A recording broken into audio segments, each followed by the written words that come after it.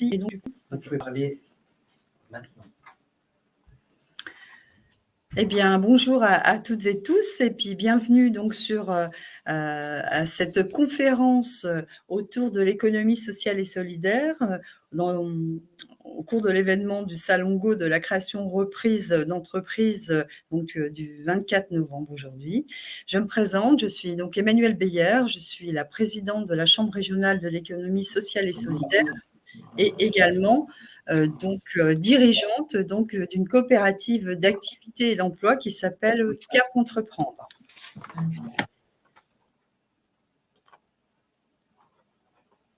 Alors peut-être pour la bonne organisation de ce webinaire, est-ce que vous pourriez les uns les autres peut-être fermer vos micros afin qu'il n'y ait pas d'écho pendant que nous parlons, et je vous en remercie. Alors, c'est une première, je dirais qu'au Salon Go de la création reprise d'entreprise, nous évoquions, nous faisions en tout cas qu'il y ait un focus autour de l'économie sociale et solidaire. Et avant de vous parler de cette chambre régionale de l'économie sociale et solidaire, peut-être vous donner quelques indications concernant ce que c'est, en tout cas, l'économie sociale et solidaire. C'est en tout cas un ensemble d'entreprises qui sont organisées sous forme de coopératives, de mutuelles, d'associations et de fondations, voilà, dont le fonctionnement, je dirais, interne, les activités sont fondées sur un principe de solidarité et d'utilité sociale. Donc, c'est un service, c'est une activité économique qui est surtout au service, vous l'aurez compris, donc d'une finalité sociétale ou sociale ou environnementale qui respecte surtout des principes forts, un principe de lucrativité limitée. Donc, on doit s'assurer que la majorité des bénéfices sont réinvestis pour le développement ou le maintien de l'activité de l'entreprise, et aussi comme principe une gouvernance démocratique ou participative. Cette économie sociale et solidaire, elle a été surtout reconnue par la loi du 31 juillet 2014, même si ça existe depuis de nombreuses années, pour pas dire plus d'un siècle. Donc cette ESS reconnue par la loi Hamon donc regroupe, comme je vous le disais donc précédemment, donc toutes les structures qui cherchent à concilier utilité sociale, solidarité, performance économique et gouvernance démocratique, avec pour ambition surtout de créer des emplois et de développer une plus grande cohésion sociale.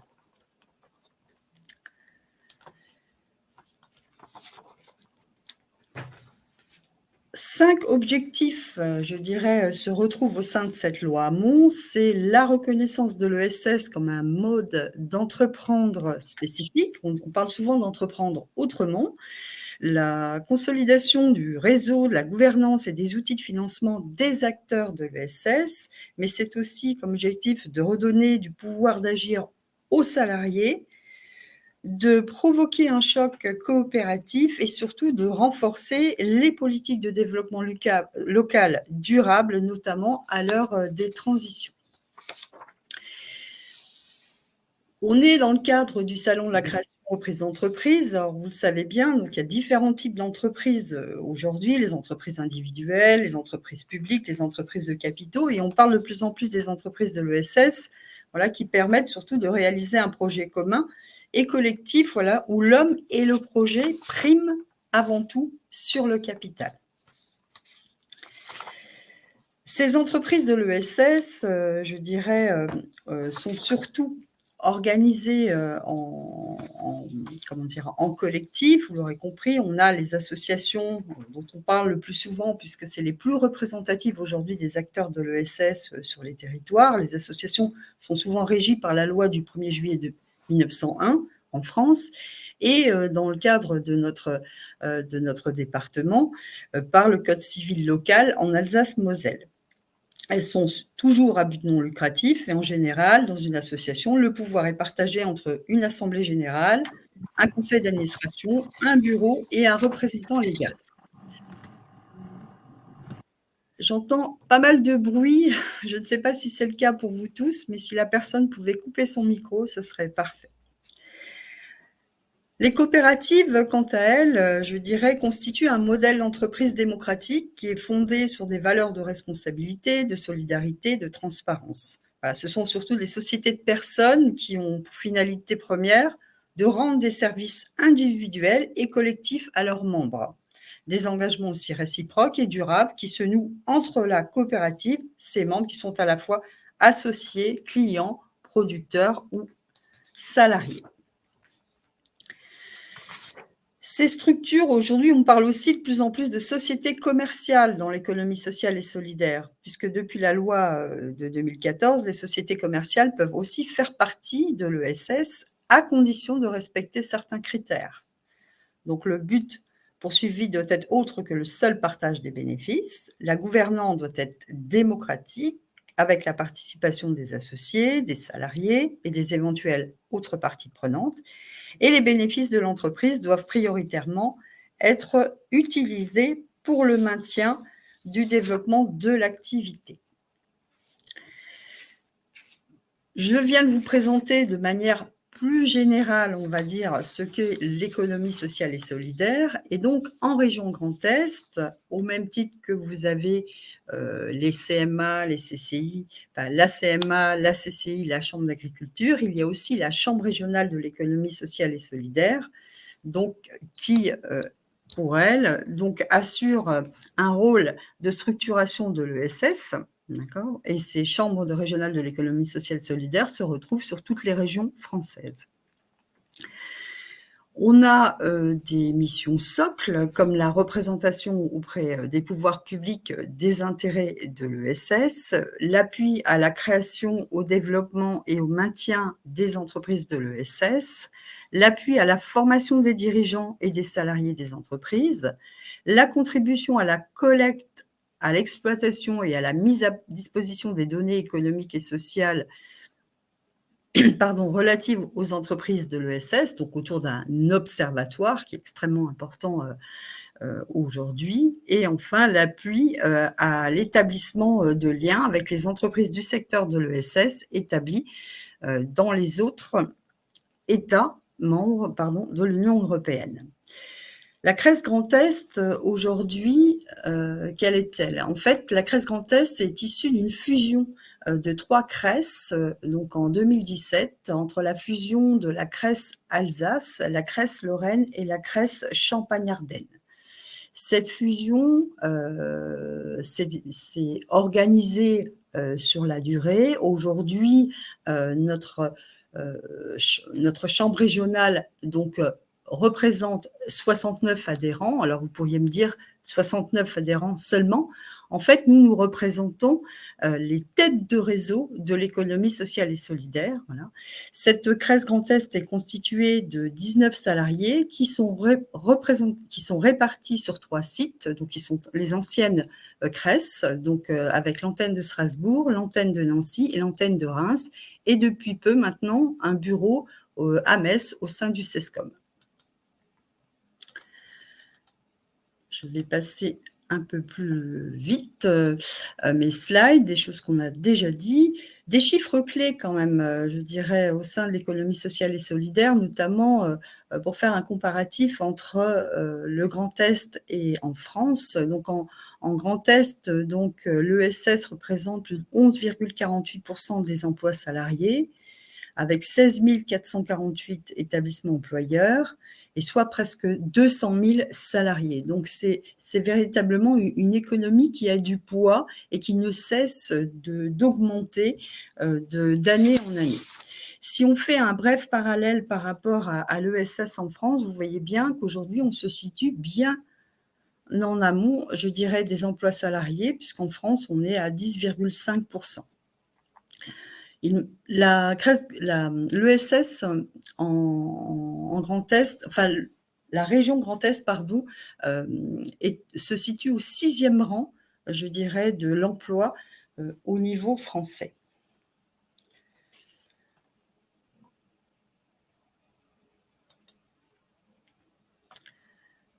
Dans le cadre de ces missions socles, la Crèce Grand Est a aussi un rôle autour de la création d'entreprises. Notamment, dans le cadre du dispositif régional Format Créa, la Crèce met en place des sessions de formation pour se former donc à l'entrepreneuriat dans l'économie sociale et solidaire. FormaCrea est un dispositif qui est gratuit, qui vise à consolider le projet du créateur ou repreneur d'entreprise par un parcours de formation adapté. Il permet d'acquérir les connaissances nécessaires pour gérer son entreprise sur les aspects administratifs, comptables, vente, ressources humaines et au niveau du digital, avec un module spécifique à l'entrepreneuriat en ESS qui est organisé sur une base d'une session de 35 heures. Les publics qui sont accueillis au sein de ces sessions FormaCrea sont les demandeurs d'emploi, les licenciés économiques, les artistes auteurs, les jeunes accompagnés par les missions locales et les salariés de moins de 6 mois qui se retrouvent en coopérative d'activité d'emploi, en SCOP, en SIC ou en couveuse. L'objectif, vous l'aurez compris, c'est bien d'informer des possibilités pour l'ESS que l'ESS offre à la création ou à la reprise d'entreprise. En termes de contenu, vous avez plusieurs parties en fait. Il y a une partie qui concerne les valeurs de l'économie sociale et solidaire, la seconde qui concerne les différentes formes juridiques, la troisième qui concerne le management des ressources humaines dans l'ESS, la quatrième qui concerne les financements hybrides et enfin la cinquième partie qui concerne l'impact social comme outil de développement local. Sur le territoire messin, donc la prochaine session s'organise très prochainement puisqu'elle aura lieu du 5 au 9 décembre à Metz. Pour avoir plus d'informations, au cours du salon qui se tiendra donc demain, donc le vendredi 25 novembre au sein de la CMA de Metz, vous pourrez aller à la rencontre de Maria Galland de la CRES Grand Est qui pourra vous donner plus de précisions quant à l'organisation de cette session. Pour vous donner quelques exemples de réalisation dans le cadre de FormaCrea, donc on a une épicerie itinérante pour vendre des produits locaux et bio, la création d'un café social et solidaire et un lieu culturel en milieu rural, la création d'un salon de coiffure sociale et solidaire pour personnes fragilisées, la création d'ateliers autour de la parentalité et un projet de valorisation de déchets textiles pour en faire des disques à démaquiller, des lingettes et des couches pour bébés. Aussi, l'organisation de visites touristiques à destination d'un public de 60 ans et plus pour combattre notamment l'isolement et valoriser le patrimoine local. Enfin, l'Extra, qui est un restaurant inclusif avec une démarche de développement rural. La CRES aussi coordonne, je dirais, un portail internet qui répertorie les outils d'accompagnement et de financement de l'ESS en Grand Est. Ce portail s'appelle Essor. C'est un site collaboratif qui est alimenté directement par les structures d'accompagnement et de financement qui sont présentes en Grand Est et qui est vérifié et mis à jour par la CRES. Ce portail Essor a été conçu pour les acteurs de l'ESS, porteurs de projets, associations employeuses et non employeuses, les structures d'insertion, les coopératives, qui sont les utilisateurs principaux de ce portail. Mais également les structures d'accueil et d'orientation, les collectivités, les maisons d'association, les acteurs publics et les accompagnateurs et financeurs. Ce que vous pouvez retrouver dans son contenu, ce sont des offres de financement de niveau européen, national, régional, départemental et local, des offres également d'accompagnement qui sont proposées par des collectivités, des têtes de réseau associatifs ou coopératifs, des formations, des fondations, des associations d'aide à la création d'activités. Et enfin, des appels à projets en cours qui sont proposés par des collectivités locales, des organismes intermédiaires et des services de l'État. Pour plus de renseignements, vous pouvez aller directement sur la plateforme qui est essor, grandest-toutattaché.org. Voilà pour les indications que je pouvais vous faire part concernant à la fois l'ESS et donc la Chambre régionale de l'économie sociale et solidaire, en espérant vous avoir apporté quelques indications assez générale et puis de vous retrouver au sein de ce salon. Une petite et dernière information qui me semble aussi importante, nous sommes le mois de novembre, nous sommes dans le cadre du mois de l'économie sociale et solidaire. Nous avons eu l'opportunité de faire l'ouverture de ce mois au sein du département de la Meurthe-et-Moselle autour d'un événement assez incroyable qui s'appelle les Villages des Solutions. Plus de 140 événements donc, ont été répertoriés au cours du mois sur la région Grand Est et nous clôturerons donc, ce mois de l'ESS lors de la conférence régionale de l'économie sociale et solidaire qui se tiendra le 1er décembre prochain, donc à la Maison régionale des sports à Tomblaine, où j'aurai le plaisir de remettre les prix de l'économie sociale et solidaire avec nos partenaires. Sachez enfin, pour conclure, que pour la première fois, le prix national de l'ESS a été attribué dernièrement donc à une structure de l'économie sociale et solidaire du Grand Est qui s'appelle Cécité. Voilà, j'ai le plaisir de passer la parole maintenant donc à Thomas Nomer, je dirais, qui va poursuivre la présentation.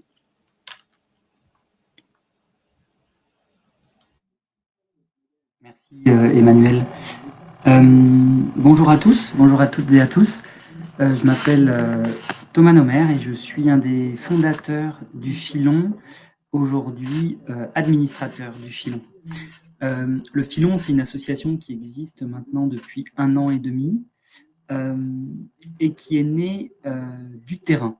Je vais passer un tout petit temps à vous expliquer son histoire et puis ensuite je poursuivrai. Le Filon, en fait, part du principe que nous avons besoin de partir du terrain, d'être à l'écoute des gens sur le territoire pour que des projets se fassent sur tous les territoires de la Moselle dans le champ de l'économie sociale et solidaire. Pour cela, un incubateur existe depuis longtemps en accompagnant une dizaine de projets par an dans l'économie sociale et solidaire. Ça s'appelait ESS Weekend. Ça avait été lancé à Blida avec France Active Lorraine, qui est un acteur de l'ESS aussi important. Et du coup, eux, comme Metz Mécène Solidaire, qui est un autre acteur important de l'économie sociale et solidaire à Metz, ont fait le même constat qu'on avait besoin de encore plus favoriser l'émergence de projets de l'économie sociale et solidaire sur notre territoire, tout en élargissant nos dispositifs à la Moselle entière. Et du coup, début 2021, se sont retrouvés autour des mêmes idées les porteurs de SS Weekend, donc c'était Blida, c'était France Active Lorraine, et aussi leurs financeurs, Mosellane des Eaux notamment, et aussi la métropole de Metz, ainsi que Metz Mécène Solidaire, ainsi que des entrepreneurs sociaux, comme moi, ainsi que des mécènes privés, notamment la fondation Heinz, mais aussi une banque BPLC qui nous soutient depuis le début, et aussi d'autres structures, se sont retrouvés pour créer l'association Le Filon. C'était à l'été 2021, avec du coup comme objectif d'accompagner et de faire émerger des projets d'économie sociale et solidaire en Moselle, et je le répète, en partant du terrain. Maintenant, je reviens à la présentation. C'est vrai que concrètement, quand on part du terrain, en fait, on se rend compte qu'il y a énormément de besoins sociaux et environnementaux qui restent non couverts sur le territoire mosellan. Et ce qu'on trouve hyper intéressant, c'est que ces besoins peuvent être détectés par tout type de personnes, personnes physiques, personnes morales, par exemple l'agent territorial de telle ville, par exemple l'infirmier de tel hôpital, par exemple des salariés du département qui se trouvent dans telle zone et qui peuvent voir des choses qui leur semblent préoccupantes. Ça peut être des dirigeants associatifs, ça peut être des responsables d'entreprise. Voilà, tout le monde est légitime pour identifier des besoins sociaux et environnementaux. Et ensuite, c'est nous qui faisons un travail pour partir de là et les transformer en projets pérennes. Donc le filon, l'ambition, c'est faire émerger et accompagner des projets dans le champ de l'économie sociale et solidaire. On a bien séparé ces deux termes et je vais y revenir tout de suite. Donc faire émerger et accompagner. Et en effet, dans le développement d'une entreprise, tout comme d'une entreprise de l'économie sociale et solidaire, Emmanuel en a parlé un petit peu, on passe par différentes étapes. On commence par identifier un besoin, puis on a une idée de solution, on la teste, on se fait former et on se fait accompagner avant de se lancer en général. Et puis après, d'ailleurs, on a souvent besoin de financement aussi à un moment. Et l'idée, du coup, que ce soit la CRES, le Filon et tous les acteurs de l'économie sociale et solidaire, on essaie de se positionner à différents endroits de cette chaîne de valeur, de cette chaîne d'appui plutôt, on dit, aux structures de l'économie sociale et solidaire. Au Filon, on a choisi de se positionner sur deux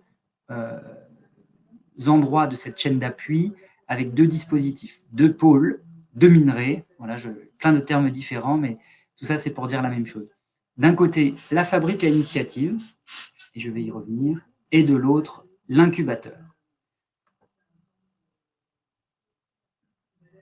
Alors attendez, j'avance. Oui, bah alors là, on remet en avant nos deux partenaires qui sont membres fondateurs et qui sont vraiment les chevilles ouvrières du lancement du projet. France Active Lorraine, qui est au départ plutôt un acteur du financement, Metz Mécène Solidaire, qui est basé à Metz, mais qui intervient maintenant dans toute la Moselle, qui est également un acteur du financement, mais uniquement, entre guillemets, pour les associations d'intérêt général. Et donc, ces deux structures qui interviennent en bout de chaîne d'appui sur le financement se sont dit qu'il était important de remonter en amont et d'accompagner les étapes du projet dès l'idéation et ensuite la création. Et du coup, l'important, ça va être de vous décrire maintenant le...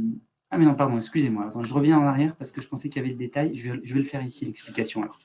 Alors, la fabrique à initiative, c'est un dispositif national, fabrique à initiative, qui est animé par l'AVIS, qui est une grosse association qui anime les bonnes pratiques de l'économie sociale et solidaire dans toute la France, qui est une association financée en bonne partie par des deniers publics pour effectivement partager les bonnes pratiques dans ce secteur.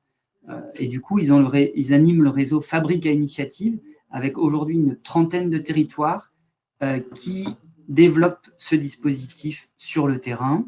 Et le Filon donc, développe le dispositif Fabrique à Initiative en Moselle. On est en cours d'agrément. Et donc, comment ça se passe? Ça se passe comme un entonnoir, en fait.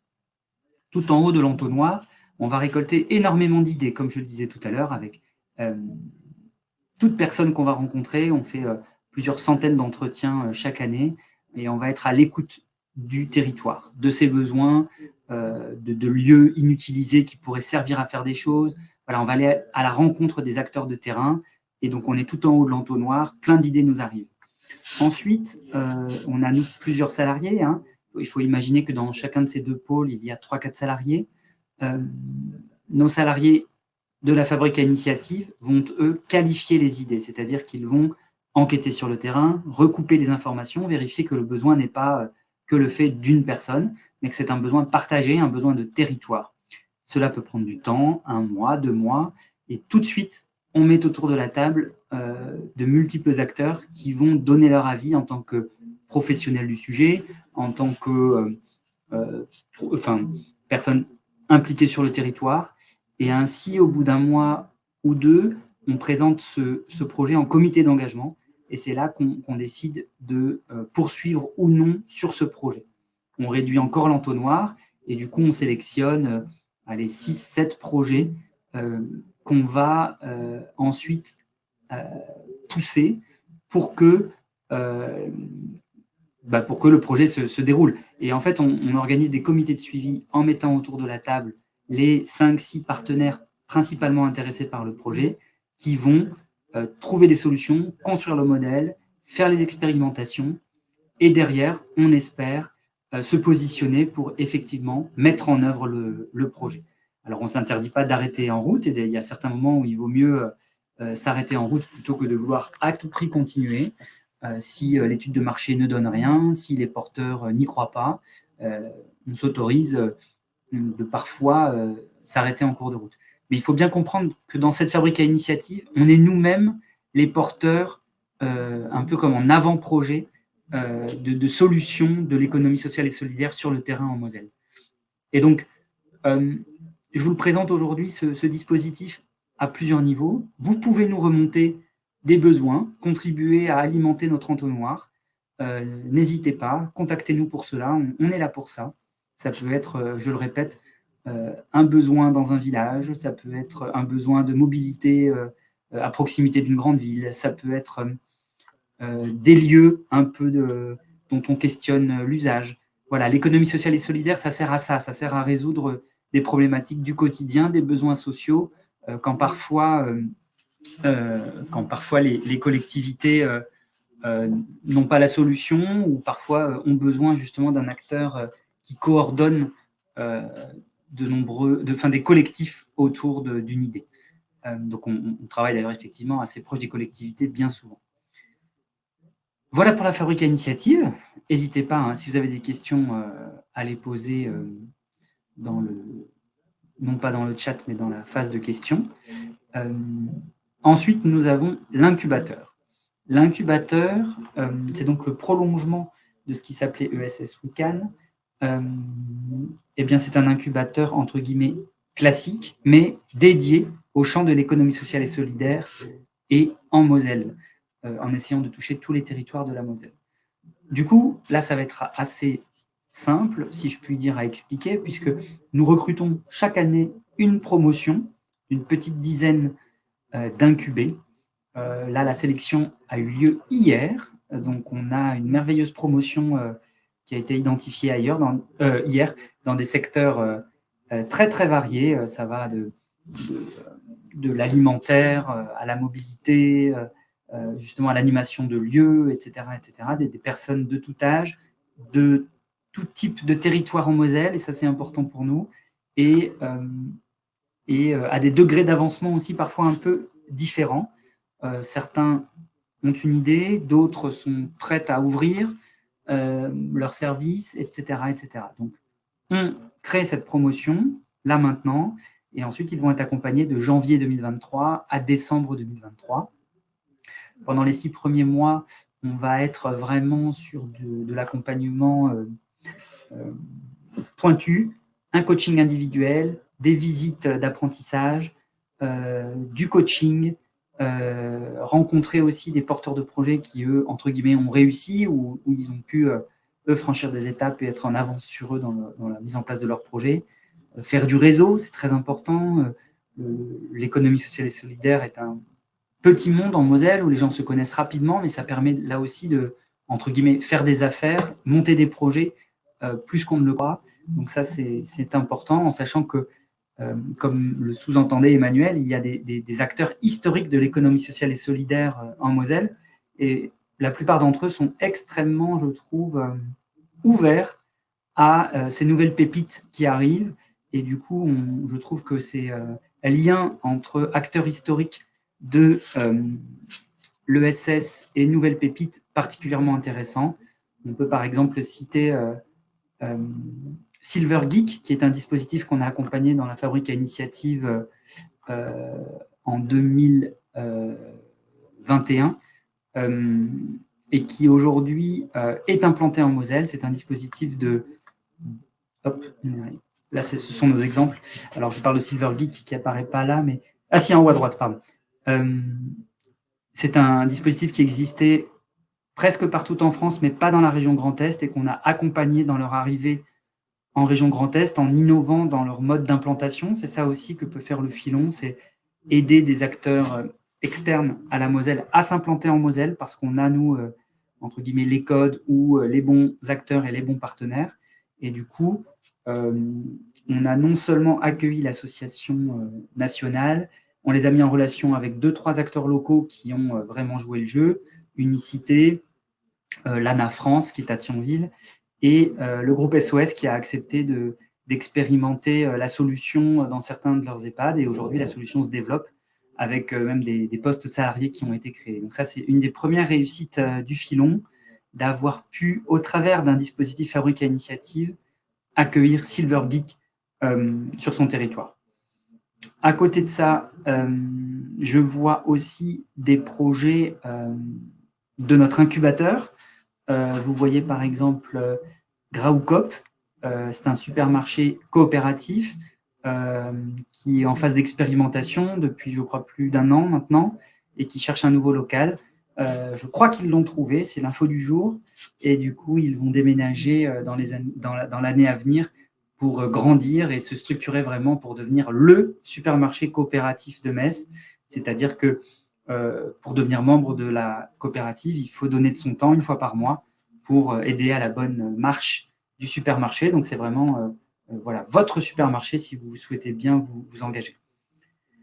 Au centre, nous avons Graoultri. C'est une future ressourcerie qui va voir le jour, enfin qui existe déjà. Le projet est naissant. Ils sont en train de mener une étude avec le réseau national des ressourceries. Donc, vous voyez que l'ESS s'inscrit dans des cadres quand même assez pointus, avec des domaines très variés. Là, on est dans le domaine plutôt de l'économie circulaire.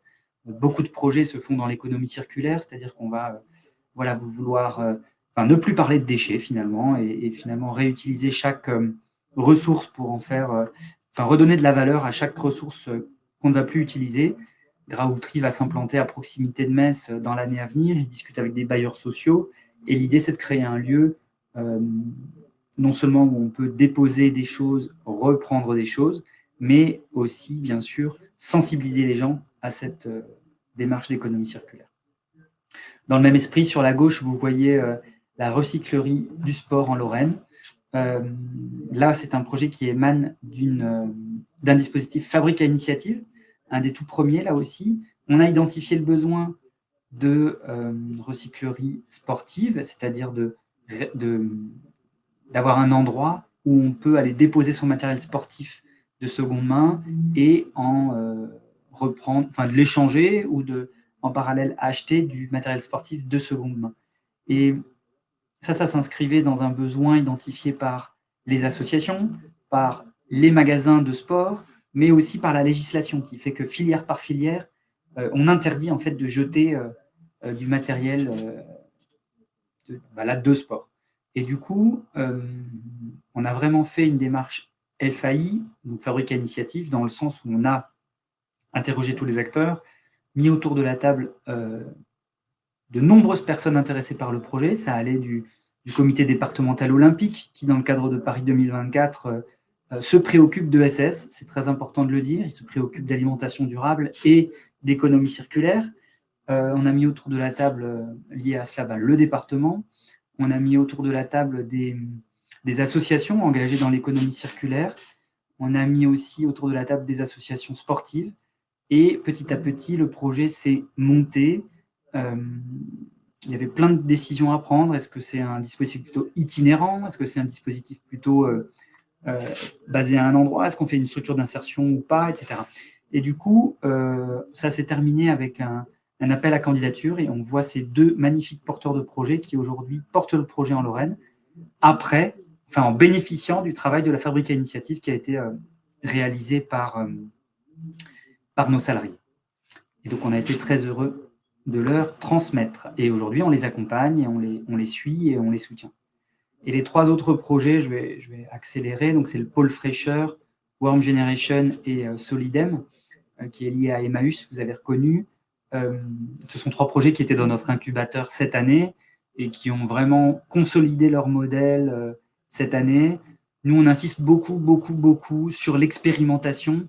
Commençons petit, testons notre service, et ensuite on voit comment on peut le faire grandir, comment on peut le faire évoluer. Et ça, je crois que c'est un diagnostic qu'on partage avec la CMA et avec toutes les entreprises. Il faut être sur le terrain, il faut tester les choses pour pouvoir ensuite grandir. Je termine en vous donnant nos coordonnées. Nous avons emménagé dans un bureau qui se situe au centre Saint-Jacques, place du Forum. La porte est ouverte, n'hésitez pas à y venir. On propose aussi à toute association du département de la Moselle de venir nous voir pour pouvoir justement faire le point sur leurs besoins, leurs stratégies, étant donné qu'on a une vision assez transversale de l'ESS et des liens avec les autres acteurs type COGEP, type CRES. Je veux dire, on se connaît tous et on sait ce que chacun fait, c'est vraiment très complémentaire. Et du coup, je vous ai mis les coordonnées de nos 2 salariés responsables des 2 pôles, Eva Ponti, qui est donc DG du Filon et aussi responsable de la Fabrique à Initiative. Et de l'autre côté, Landy Laure s'enseigne, responsable de l'incubateur avec ses coordonnées. Voilà pour le filon. Écoutez, j'aurais bien fini par répondre aux questions, mais on n'a pas vu beaucoup. Emmanuel, est-ce que tu veux ajouter quelque chose pour terminer cette présentation?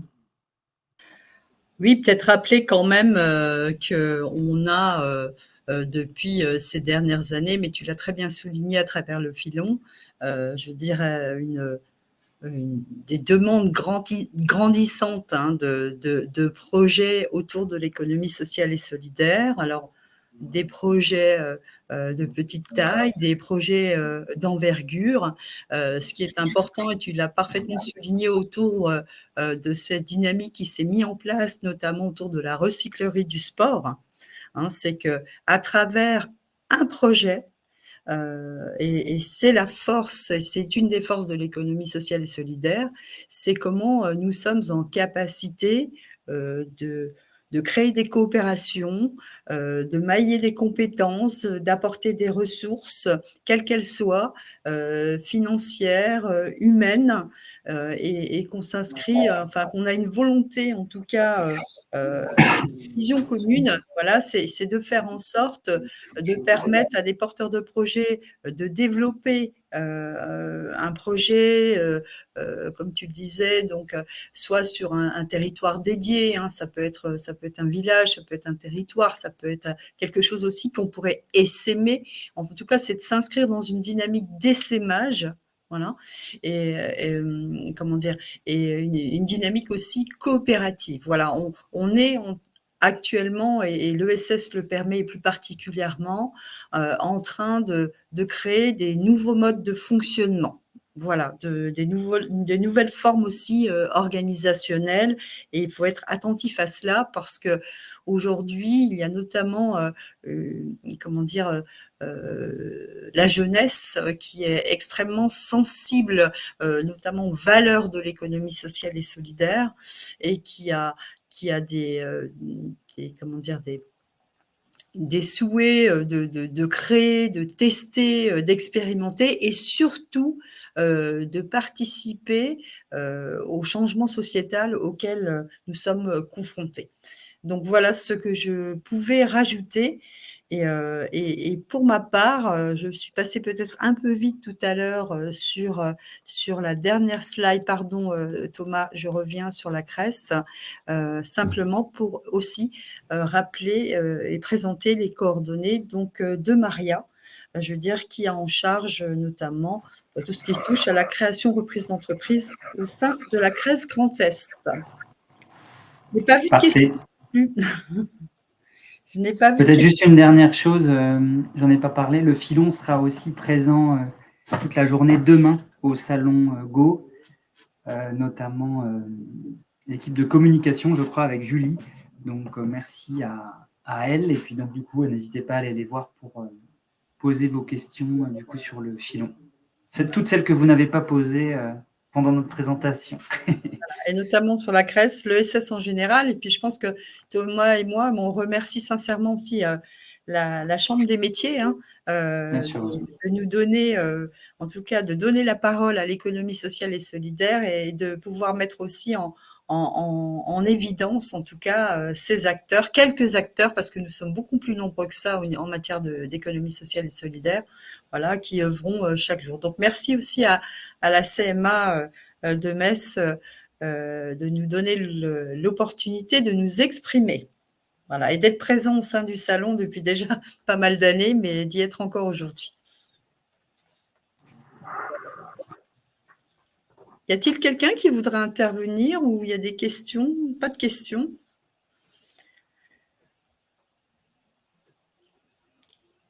Alors, on avait prévu une conférence de 45 minutes, on est à 39 minutes. On est sans questions, on peut peut-être s'arrêter là, hein. C'est vrai qu'on a un certain nombre de questions. Merci en tout cas beaucoup pour votre attention, et puis au plaisir de vous rencontrer sur le salon. Merci beaucoup. Merci à vous. Au revoir, Emmanuel. Merci.